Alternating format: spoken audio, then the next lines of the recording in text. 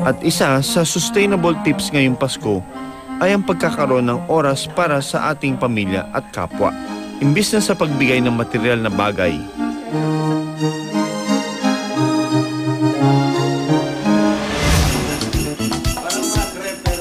Ikaw naman, so anong balak mo this Christmas?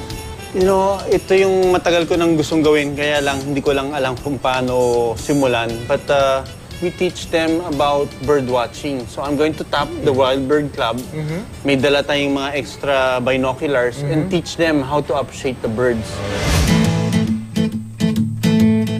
Inanyayahan ko ang mga bata para makasama ko sa isang bird watching.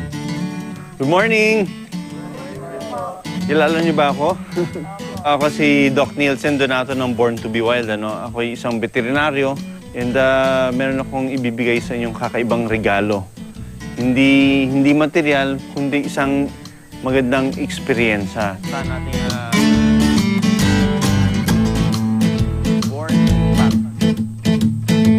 Siyempre, pagka sinama natin itong mga bata na ito, meron silang tinatawag na house parent. And si Kuya Jerry, Kuya Jerry. Opo, maganda naman. Sige, sunod na lang po kayo sa amin, ha? Opo. Thank you. And meron akong kasama, Gusto ko rin, siyempre, kung ipapa-experience ko sa kanila yung wild, meron din akong gustong ipa-experience yung aking anak na si Nina.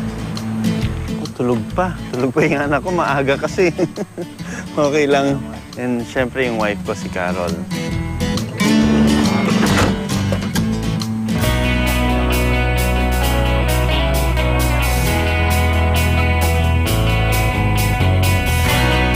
Karamihan sa mga kasama kong bata, ngayon lang makakabiyahe.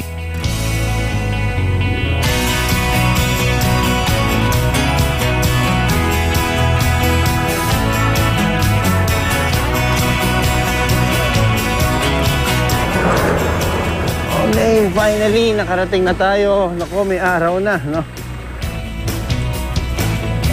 Kasama ko yung family ko, si wife ko, at saka si Nina. Wala yung aking panganay.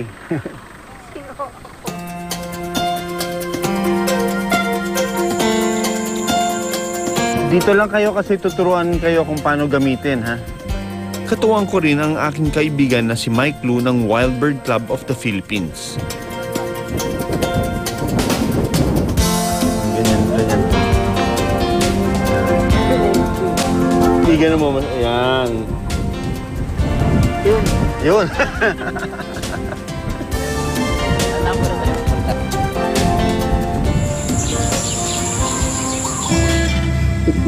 Ito ang panahon kung saan marami nang dumarayong ibon sa Candaba, Pampanga.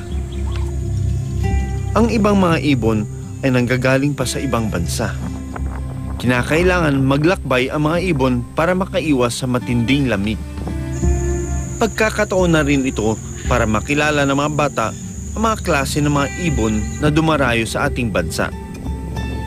Yeah. Hanggang dito po yung ibon, Alam niyong ito, hindi ito, di ba? Kasi puti yung leeg niya. Ito brown.